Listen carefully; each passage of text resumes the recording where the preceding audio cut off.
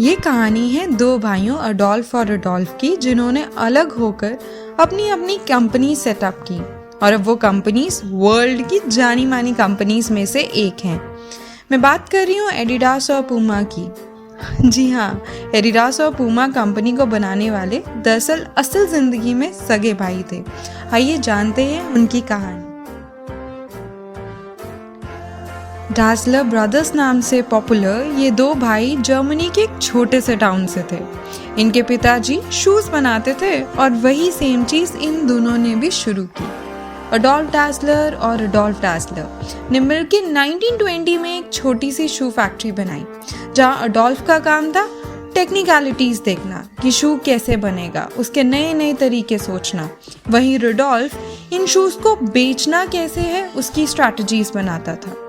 ये company popular तब हुई जब अडोल्फ के कहने पर जेसी ओन्स ने ओलंपिक्स में इनके बनाए हुए शूज को पहना और 4 गोल्ड मेडल जीते। उससे इनको इंटरनेशनल लेवल तक पहचान मिली। लेकिन इन दोनों की सक्सेस के बाद इन दोनों के बीच में रिश्ता कुछ बिगड़ना शुरू हो गया।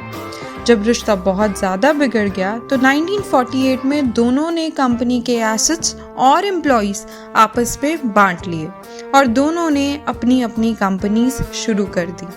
अडोल्फ डासलर का घर का नाम एडी था, इसीलिए उसने अपनी कंपनी का नाम एडिडास रखा, उसके नाम और सरनेम का कॉम्बिनेशन।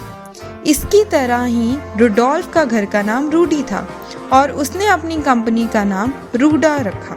लेकिन कुछ टाइम बाद उसने अपनी कंपनी का नाम चेंज करके पूमा रख दिया, क्योंकि वो ज़्यादा प्रोफेशनल लगता। दोनों कंपनीज के बीच में इतना ज़्यादा कंपटीशन था कि जिस टाउन में इन दोनों कंपनीज की फैक्ट्रीज थी उस टाउन की फैमिलीज भी डिवाइडेड थी।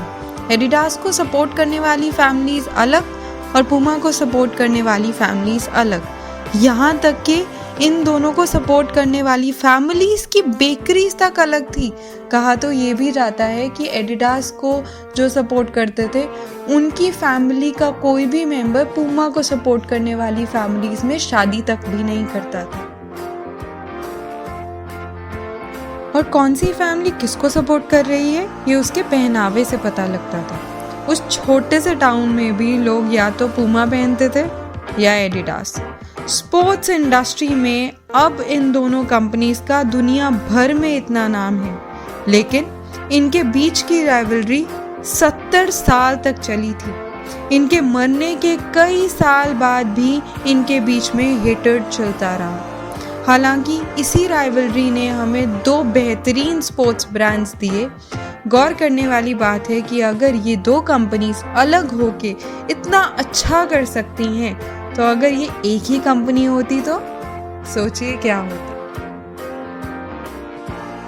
अगर आपको इस वीडियो में कुछ नया पता चला हो, कुछ नया सीखने को मिला हो, तो आप लाइक कर सकते हैं, सब्सक्राइब कर सकते हैं और शेयर कर सकते हैं मेरे चैनल को, और ऐसी ही नई चीज़ों के बारे में जानकारी ले सकते हैं। Thank you.